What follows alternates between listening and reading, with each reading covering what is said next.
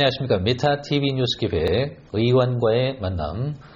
오늘은 경기도 여주 양평 국민의힘 김선교 의원님과의 대담 시간을 마련했습니다. 의원님 안녕하십니까? 네, 안녕하세요. 네, 우선 좀 근황을 좀 여쭙고 싶습니다. 요즘은 좀 그래도 이렇게 여소야대입니다, 우리 국회가. 예. 그런데 그래도 윤석열 대통령이 당선되고 또 취임해가지고 조금 그 위안이 또 됐고요. 또 이번 지방선거에서 또 압도적으로 우리 광역단체장이나 지자체장이나 또 광역의원이나 기초의원들이 많이 돼가지고요. 다른 의정활동할 때보다 훨씬 나아졌습니다. 네.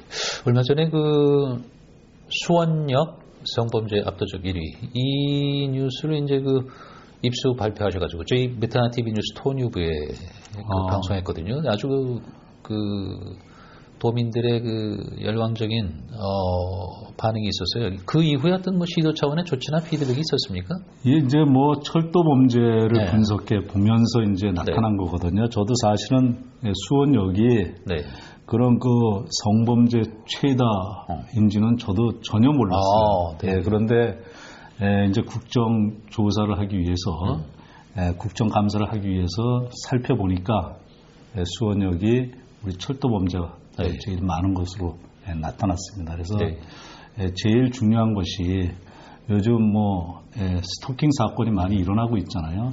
이런 부분에 대해서 국정감사에 집중적으로 질의를 하다 보니까 그런 부분에 대해서 더욱더 관심을 갖게 됐고 앞으로 그 정부에서도 그 질의를 통해서 많은 해결책을 마련하겠다고 약속을 했습니다. CCTV 같은 게 확충이 좀 됩니까? 그럼요. CCTV도 제일 기본이 CCTV이고 그리고 또 이 관제센터가 있어가지고 이런 부분에 대해서 실시간 그런 부분을 살펴볼 수 있는 그런 여건을 보완하는 것이 중요합니다. 그래서 실질적으로 보편적인 것보다는 선택적으로 이런 국정감사를 통해서 가져가는 것이 무엇보다 중요하다고 생각합니다. 의원님은 어떤 그 정파적 이익 같은데 골몰 하시기보다는 이런 민생, 그 생활 밀착형 그 현안에 아주 좀 집중하시고 관심이 있으실 것 같아요. 어떤 계획이나 소신이 있나요? 저는 사실은 국회에 들어오기 전에 우리 예를 들어서 국민의힘 계파 이런 거를 전혀 모르고 들어왔습니다. 그래서 또 제가 공직생활을 쭉 해왔고 그리고 또 지자체장을 또 3선을 거쳐서 국회를 와보니까 뭐 어딘지 모르게 계파는 있더라고요. 그런데 저 자신은 계파에 중요한 것이 아니고 국민을 바라보면서 의정활동을 하자. 이것이 저의 첫 번째 목표고 또 무엇보다도 중요한 것은 정말 국민의 삶을 질을 높게 그리고 또 3만 불 시대에 맞는 그런 우리의 또 블루오션으로 그런 정책을 펴나가자 하는 것이 저의 목표입니다. 잠깐 말씀 주셨습니다만은 김선교 의원님은 이제 그 양평에서 이제 나고 자라셔서 양평 군수를 3년임 하셨어요. 그리고 이제 국회의원이 되셨는데 글쎄요 그동안 그 행정이나 또 도정 또 정치 활동 하시면서 제일 보람이 있었다고 할까요? 짜릿한 순간은 언제였습니까? 제가 이제 이 국회의원들 중에는 특별한 이력을 가진 사람 중에 하나인데요. 저는 이제 9급 공무원 출신이고, 그러세요? 거기에는 이제 뭐 중앙에서 9급 공무원을 시작한 것이 아니고, 농촌 지역에 가면은 면석이 출신입니다. 면석이 출신에다가 또 제가 또 공직생활을 쭉 해오다가 만 39세에 제가 사무관을 달고 면장을 한 곳이 한 3곳 있습니다. 군청에 참모도 했지만은 그러다 보니까 특별한 이력을 가지고 있고 어떤 면이었죠? 세 군데가? 우선 옥천면, 고향인 옥천면에 면장을 했고 그 다음에 또 과장으로 있다가 또 용문 면장을 했고 용문, 은행나무. 그리고 또 두물머리 있는데 양섬 위원장을 끝으로 그렇죠. 그렇게 해서 이 지방자치는 네. 가슴으로 해야 된다. 이런 생각을 늘 가지고 있으면서 네. 생활을 해오다가 네. 또 현장에 답이 있다. 그 마음을 잊지 않고 네. 그러다가 이 여러 가지로 무소속으로 저 군수에 도전을 해서 네.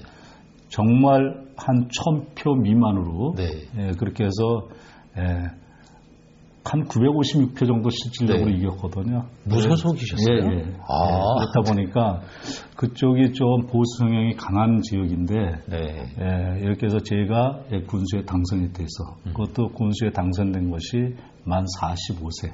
네. 그렇게 해서 이제 군수 한 3선 하고 그리고 뭐 솔직한 얘기지 국회의원은 네. 생각지도 않았는데 어떻게 뭐 당협위원장을 맡고 네. 또 이렇게 하다 보니까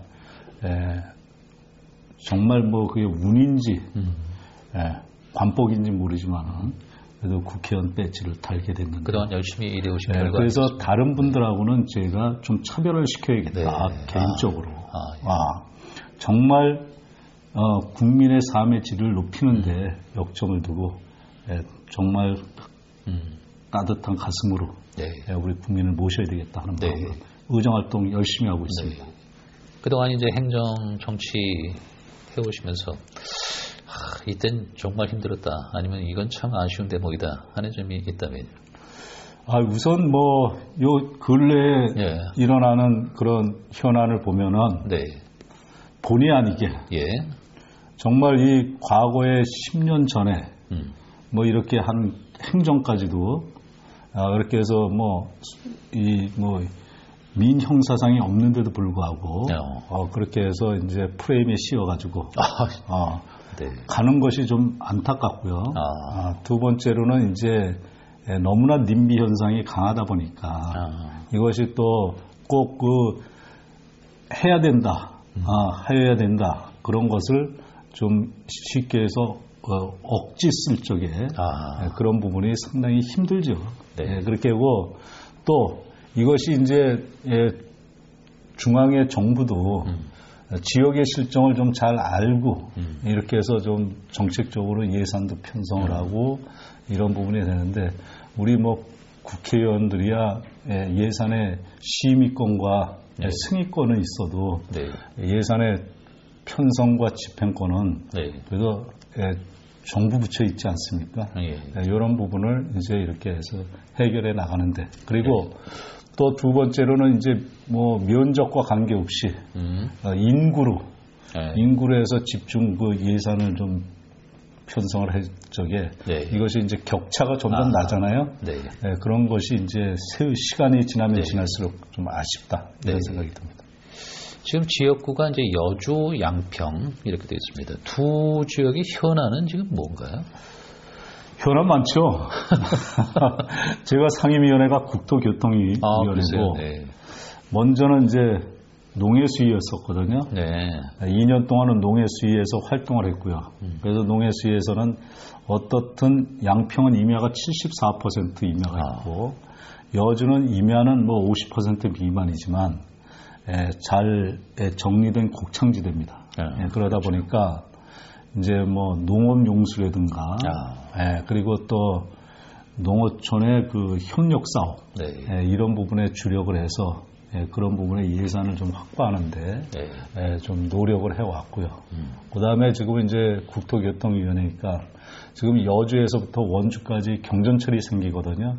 제가 한창 기본 실시 설계 중에 있어서 내년 6월 말 이전에는 착공을 할 예정인데 거기에 또 현안상이 한 가지 있습니다. 뭡니까? 강천역이 신설돼야 되기 때문에. 강천역. 왜냐하면 경전철이 지나가면은 역이 없으면은 뭐 아무 소용이 없잖아요. 다이렉트로 여주에서 원주까지 가게 되면은 그래서 그런 부분에 지금 집중적으로 노력을 하고 있고요. 그 다음에 GTX-A가 됐던 또 윤석열 대통령께서 공약사항인 GTX-D가 됐건 어떻든 그런 부분에 대해서 빠른 시일 내에 좀 타당성 이런 걸 통과시켜가지고 진행이 됐으면 하는 바람이고요. 그 다음에 뭐 도로 이런 쪽으로는 또 여주에서부터 양평까지 오는 37번 국도가 있습니다. 그것이 아직 자동차 전용 도로가 안 됐기 때문에 이런 부분에 또 4차선 도로로 자동차 전용 도로를 해야 되고 다른 사항은 뭐 불편 없이 여주는 그렇게 진행이 돼가고 있고 단지 이제 여주에 지금 SK에서 그 반도체가 용인에 클러스터 조성이 되거든요. 이 부분에 대해서 사실은 용수 우리가 그 여주나 양평이 대한민국에서 규제가 최고로 많은 지자체입니다. 그래서 이런 부분에 이제 이 전체 대한민국 국민들이 다 호응을 해주는 것이 아닌 그런 사항이기 때문에 또 우리 여주나 양평의 식송 공급이 2,500만 서울, 인천, 경기도에 식송 공급을 하잖아요. 이 부분에 대해서 어떻게 하면은 이 SK 반도체에서 물을 끓이고 물 공급을 시켜줘야 되는데 일일 57만 3천 톤입니다. 그래서 이 부분에 대해서 좀 잘 조율을 해가지고 서로가 윈윈하는 그런 방향으로 모색하는 것이 중요하다. 그리고 또 특히 또 양평 같은 경우에는 양평군 같은 경우에는 송파에서 양평간 고속도로가 제일 현안 사항입니다. 왜냐하면 토요일 일요일이면 워낙에 교통 체증이 돼서 뭐 양평 오기 싫어해요. 그래서 이 부분 해결해야 되고 그 다음에 이제 우리 강산 강한 4차선 도로 또 중부 내륙 고속도로도 화도까지 가는 것도 빠른 시일 내에 또 진행을 시켜야 되고 또 양근대교 교량도 하나 더 놔야 되고 또 왜냐하면 전국에서 군 단위 인구 중에 광역시에 있는 달성군, 기장군, 울주군 빼놓고는 양평군이 군 단위 인구가 제일 많거든요. 12만 4천이 넘는데 이 부분에 대해서 잘 검토해가지고 가는 거 진행시키는 거하고 그 다음에 용문서부터 홍천간 철도 그리고 용문서부터 서원주까지 전철이 서지도 않거든요. 일반 열차만 있지. 그래서 그 전철에 정차시키는 거하고 그래서 뭐 한두 가지 현안 사항이 아니기 때문에 어떻든 국토교통에 있으면서 우리가 밀접한 교통 인프라를 구축하는데 좀 힘을 써야 되지 않을까. 현안을 아주 그냥 잘 빼고 계시네요. 그리고 이제 제일 중요한 것이 우리 세미얼 두물머리 있잖아요. 이 부분에 대해서 국가정원을 만들어야 되거든요. 왜냐하면 순천, 호남 쪽에 순천이 있고 순천만 정원 또 영남 쪽에는 울산 태화강 정원이 있고 이제 우리 중부 수도권에 국가정원이 하나 있어야 된다. 거기에 제일 적합지는 와보셨겠지만은 두물머리, 세미연, 용릉 해가지고 하면은 정말 거기는 이제 뭐 솔직한 얘기 문화관광 레저 시설로 우리 정말 자연과 함께 힐링할 수 있는 그런 도시를 만들기 위해서는 그런 게 좀 돼야 되지 않을까 생각이 듭니다. 분위기를 조금 바꿔보겠습니다. 이제 이 지역구가 양평 여주시다 보니까 이 질문을 안 드릴 수가 없는데 그 대통령 처가 관련 그 양평 공흥지구 특혜 개발 해역 민주당 쪽에서 늘 지적하거든요. 누구보다 잘 아실 텐데 어떤 입장이세요?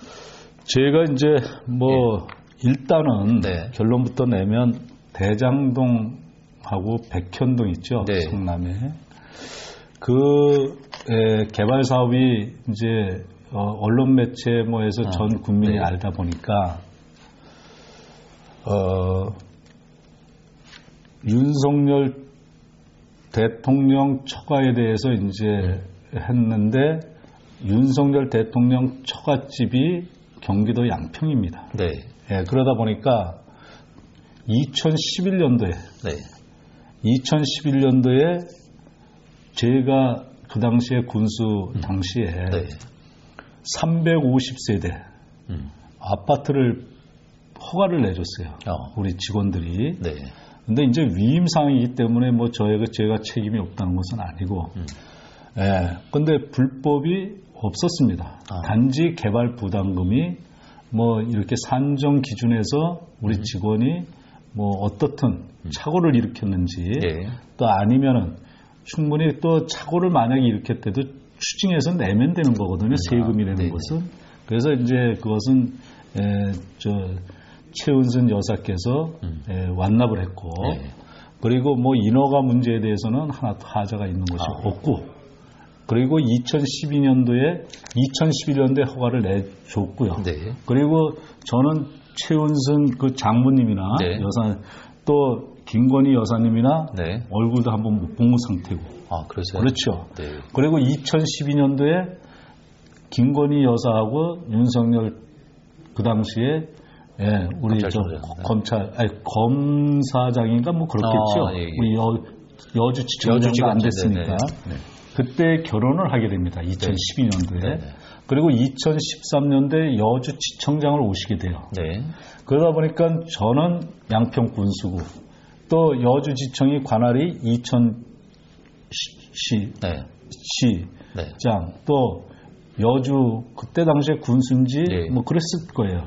그렇게 해서 이제 3개 시군이 같이 이렇게 지청장님하고 한 달에 한 번씩 미팅을 하게 되는데 그 당시에는 저 혼자 만난 게 아니고 같이 만나잖아요. 그런 얘기 할 것도 건덕지도 없고 그러다 보니까 또 이분이 국정원 뭐 이런 일들로 인해서 대구인가 어디로 또 전출을 가게 돼요. 전됐죠. 그러니까 뭐 전혀 그런 인연이 없는 상태인데 그것을 뭐 대장동 백현동 좀 얼마나 시끄럽습니까? 그거를 가지고 우리 그 윤석열 대통령의 프레임을 씌우기 위해서 양평 공유 아파트는 이번 국정감사에서도 행안이나 국토위에서 상당히 많이 다뤄졌어요. 그래서 뭐 그거에 대해서는 우리 또 그 지역에 있는 주민들이 너무나 잘 알고 있기 때문에 이 부분에 대해서는 하나의 영향을 받은 게 없습니다. 지방선거나 대통령 선거 때. 그래서 뭐 어떻든 그 부분은 민주당의 대장동 백현동 얘기만 나오면은 양평의 공유 아파트는 꼭 나온다. 그리고 350세대래야 아파트 가격이 그때만 해도 양평이 미분양 상태입니다. 그런데 2억에서 2억 3천이에요. 그러면 건물값, 땅값 모두 제외하면 얼마나 남겠습니까?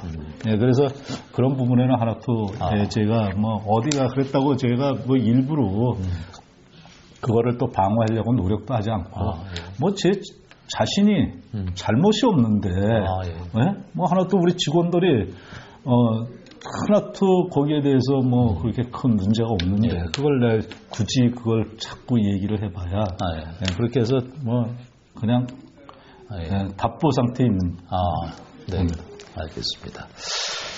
분위기 다시 바꿔보겠습니다. 얼마 전에 또 한 건을 하셨어요. 그 1388 청소년 상담 서비스인가요? 거기 그 어떻게 보면 불우한 청소년을 위한 그런 조직인데 거기 그 일부 직원이 7억 원을 편취했다는 뉴스를 전하셨죠? 제가 이 뭐 공직 생활도 계속 실무자부터 책임자까지도 해봤지만 이것이 이제 하나의 이런 장은 잘 모릅니다.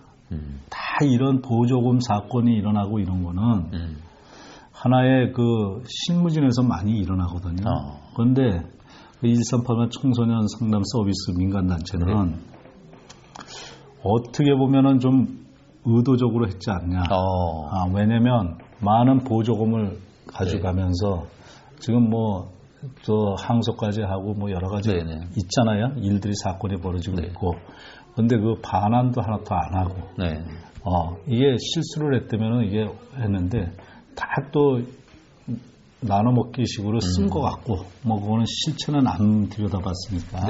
그래서 이 부분에 대해서는 우리나라 전체의 이 보조금이 상당히 문제점이 저는 많다고 생각합니다. 왜냐하면 뭐 이렇게 잘 알고 인기가 좋고 자기 편에 이렇게 있으면은 더 예산이 갈 수도 있고 그런 그 좀 이렇게 표현을 하게 되면은 하여튼간 문제점이 상당히 많아요. 이 부분에 대해서는 아주 원칙을 뭐 법으로 못 고치면은 그 밑에 상위법을 기준으로 해서 하위법을 조정을 한다든가 네. 이렇게 해가지고 완전히 좀 체계화시킬 필요는 있다. 이거는 어떤 정부가 들어가든지 네. 예를 들어서 하나의 대표적인 얘기가 그 안에 또 민주평통 하나의 예를 들면 민주평통이 대통령이 또 취임을 하게 되면은 또 측근들이 싹 들어가고 또 다른 분들은 싹 빠지고 정말 민주평통은 민주평화통일 자문회의 아니에요. 말 그대로 자문시키는 말이에요. 그런데 그 역할을 떠나서 하나의 정치 성향으로 노는 것이 상당히 많습니다. 그래서 그런 하나의 예를 들면 그래서 이런 1388 청소년 상담 서비스 센터도 그런 게 하나의 이론이 아닌가 이렇게 생각이 돼서 제가 또 국정감사 때 질의도 했고요. 그래서 했는데 정말 제발 그런 계기로 해서 고쳐졌으면 좋겠습니다. 네. 민주평통 말씀하셨습니다만 이제 뭐 우리에게는 이제 정의연 사태 같은 게 확인돼 있고, 근데 참 이 여야 막론하고 보정받는 시민단체 지금 말씀 주셨습니다만은 정말 좀 정신 차려야 될 것 같고요. 특히 이 건은 그 위기 청소년들을 이용해서 자기 배를 불린 사건이잖아요. 그렇죠. 네. 그래서 이런 뭐 명예이사장으로 여러 가지 또 고위직에 있는 분들이 고위직에 계신 분들이 그렇게 해서 또 그런 데 가서 같이 호응을 해주고 뭐 이렇게 해가지고 이런 게 좀 문제점이 아닌가 이렇게 생각이 듭니다. 좀 어두운 얘기 있으니까 앞으로 계획이 있으시다면? 저 앞전에 말씀드린 것처럼 현장에 답이 있다고 생각을 하고요. 부지런히 지역 또 국민들 만나고 어떻든 또 정말 검소하게 건전하게 그리고 또 우리 대한민국이 앞으로의 3만 불 시대는 됐지만은 저출산에 대해서 완전히 부딪혀가고 있잖아요. 그리고 0.74까지 내려갈 때나 이렇게 되는데 참 심각합니다. 그래서 앞으로의 계획은 좀 아이 낳기 그런 운동에 좀 아주 발벗고 나서서 저출산을 고출산으로 갈 수 있는 그런 시스템을 좀 역점적으로 진행시킬 그런 계획이 있고요. 그 다음에 이제 어떻든 3만 불 시대에 농촌 지역은 말이 3만 불 시대지 실질적으로 한 15,000불도 안 될 걸로 저는 그렇게 생각이 됩니다. 정확한 수치는 파악을 안 해봤지만은 그래서 이런 좀 사각지대에 있는 분들이 일자리 창출하는데 좀 역점을 두고 그 다음에 제가 또 세 번째로 하고 싶은 일은 지금 우리 외국인 근로자가 상당히 들어오기도 힘들지만 또 들어오는 경쟁률도 상당히 높습니다. 왜 그러냐면은 임금 차이가 일본이나 홍콩이나 싱가포르 이런 데하고 워낙에 차이가 나고 우리는 재워주고 먹여주고 또 인건비는 줄 대로 다 주고 이렇게 하다 보니까 지금 실질적으로 사각지대에 있는 우리 소상공인들 또 농축산인들 수산이 업하시는 분들 그리고 또 중소기업 이런 게 상당히 힘들거든요. 그래서 이런 것을 완전히 좀 정착시키는데 좀 대표 발의도 과감하게 좀 해보고 이렇게 해서 물론 반대 세력이 있을 겁니다. 그런 거 아닌데 그런데 그런 거에 관여 안 하고 해서 정말 국가다운 국가 선진국다운 선진국 이 길로 가는데 앞장을 서겠습니다. 역시 모든 문제가 다 민생 현안 중심이에요. 그래서 의원님 오늘 여러 가지 말씀 고맙습니다. 고맙습니다. 잘 들었습니다. 감사합니다. 메타TV 뉴스 기획 의원과의 만남.